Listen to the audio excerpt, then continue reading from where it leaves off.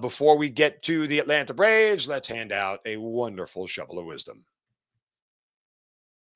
Brace yourselves, because it's time for the shovel of wisdom.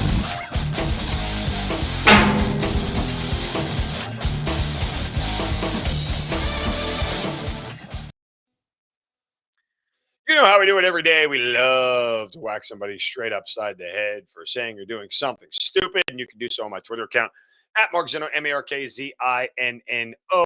Just use the hashtag shovel of wisdom. And today my shovel goes to Aaron Boone. As if there wasn't enough reasons as a Yankee fan to hate Aaron Boone. Here's one more. Luis Severino last night went 7 innings of no hit baseball. And he was removed from the game by Aaron Boone because he didn't want to get him hurt. Now, in fairness to Boone, it was Severino's third start after a long, lengthy stay on the IL. He was at 94 pitches. I think some of his other first two starts were somewhere in the 50s and somewhere in the 60s. But he was humming along and had a no hitter. Man, look, if you were going to do it, if you were going to yank him out, then you should have done it after the fifth inning or the sixth. You can't let a guy get 6 outs away from a no hitter. If you wanted to make sure that he was okay, then you go get him at a different spot. Don't let him get 6 outs away. And Severino, by the way, wasn't having any part of it last night. You could see there's video of it online of him in the dugout. He wouldn't even look at Boone. Boone was trying to tell him he's out, and he was like Severino shaking his head. Nope, nope, nope, not coming out, not coming out. And wouldn't even look at his manager. That just sucks, man. Like I know it's the wrong answer, but for somebody who has a chance at personal history, and I guess baseball is, no hitters aren't like massive baseball history, but still, you know, to be able to say that you did that at the big league level, there's only a handful of dudes who ever get a chance to say that they did that. Um, and to take it away from him is incredibly disappointing. And by all accounts, everybody online said he easily would have gotten 6 more outs the way he was pitching. You know, but playoffs and saving it for this, I get it, but it's just that so disappointing for Luis Severino. So anyway, disappointing was what we saw last night from the Atlanta Braves offense. They get blanked by the Marlins 4-0. That was rather predictable, don't you think? It felt like it was, at least from a betting standpoint. It was a perfect time to fade him, given sweeping the Mets and all the emotion that went to it. So the Braves are going to win tonight. I think. I feel pretty good about it. But they should win tonight. Is what I should say. But still, again, this is a a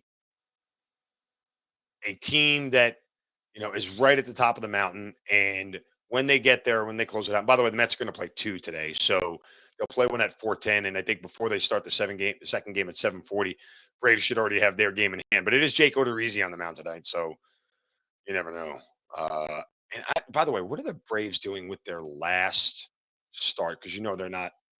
I don't think they would go back to the top of their rotation again, send Freed out there on the final day of the season, are they? Yeah, they haven't penciled it in yet.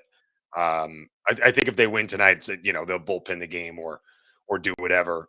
If they need to, they lose tonight somehow.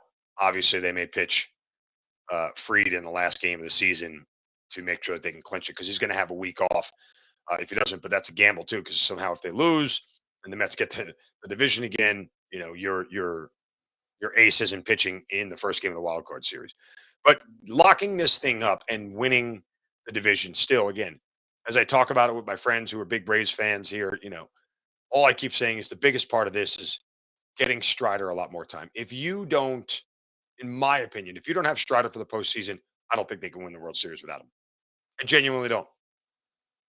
He is too much of a weapon and too much of a game changing force um, to be able to not have him in the postseason for this team to win. It's just what it boils down to. I know the bats are going to be big and they're going to be huge. And here's the thing: remember, okay, as they went through Degrom and Scherzer, I mean, it wasn't like remember what they did in the games leading up, like starting Friday, or when they started their 4-game win streak before dumping the final game to Washington. They scored 6, 8, 8, 8, and 8. Yeah. That's what happens when you face mediocre pitching like Philly and Washington. When you face really good pitching, those eights turned into fours. And those are high scoring games, right? Because DeGrom and Scherzer don't give up, you know, four a lot. There's a reason why their ERAs are sub three because they don't give up four a lot. So when you face good pitching in the postseason, scoring 4 runs is really tough. It's not easy. The Braves is the lineup to do it. Yeah, 100% they do, without question. But they also 100% have can be shut down by good pitching because we've seen it over and over again.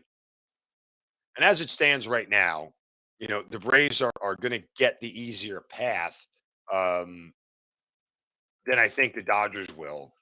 And the as I said routinely, Major League Baseball has screwed this thing up. But um, when you look at the playoff bracket where they are right now, the Mets would get the winner of the series between what would be the Phillies and the Cardinals. That theoretically should go to the higher seed, uh, the easier team, but whatever. I still don't understand why they're not reseeding. And then the Dodgers would get the winner of the Mets and Padres. And that's the rub. We've talked about this all season long. If the Braves had to go through the Padres and then the Dodgers and then the Mets in the NLCS, that's a hellish run. And now the Mets have to do it the other way around. They got to go through the Padres, Dodgers, and the Braves in 7 if they want to get there. So close this thing out tonight for the Braves, and let's make sure that they are celebrating an NL East championship as many would have expected when this season started. Crazy to be a 100-win team after where they started, and the insane run that they went on for the last 4 months of the year. Truly one of the more amazing things you've ever seen. If a team had started out like 73-26, like they did, like the Yankees did this year, it's all you'd be talking about.